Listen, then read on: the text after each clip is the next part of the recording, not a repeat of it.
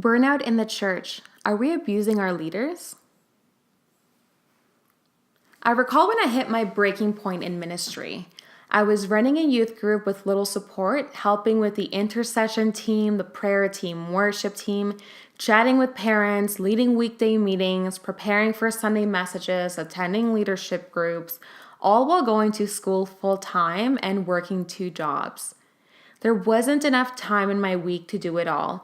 Yet when asked to attend one more meeting or help out on a Sunday off, I felt guilty saying no and leaving them short.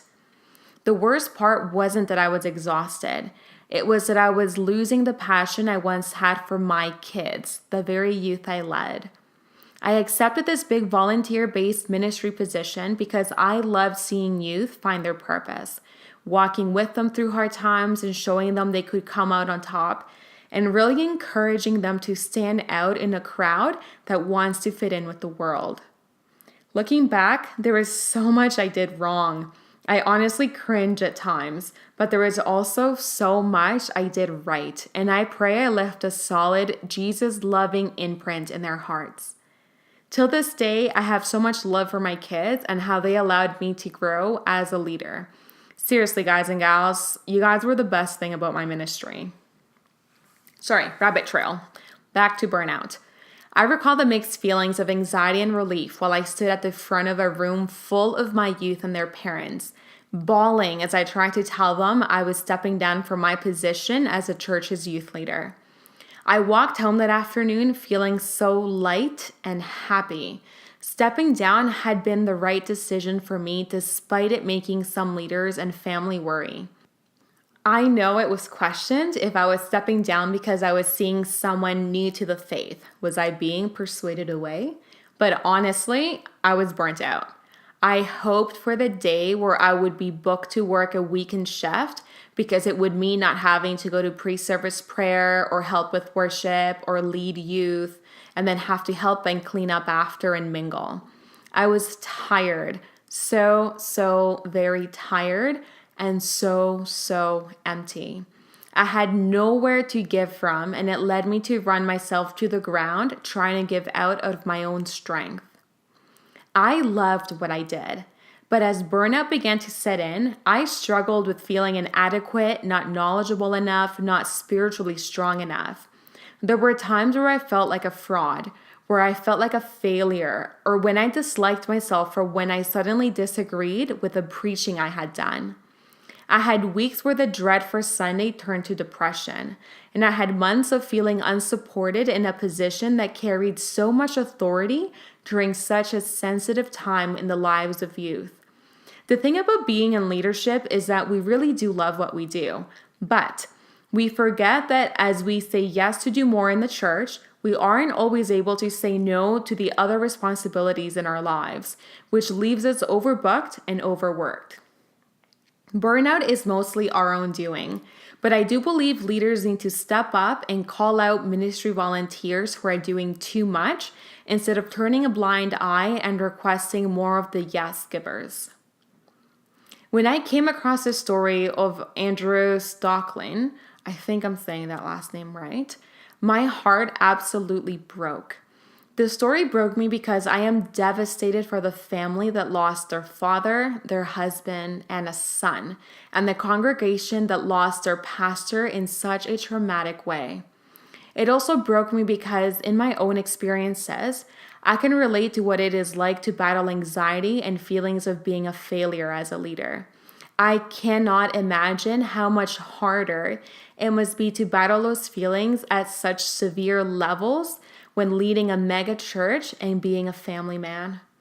I cannot imagine what it must be like to have full-blown panic attacks and then having to minister to others, or having to walk through crippling depression and anxiety while being present to a young family. It breaks my heart to know that in a congregation so large, with leadership present for all members, the very man that led this ministry found himself so alone and defeated in his mental health battle that he felt the only way out was to take his own life.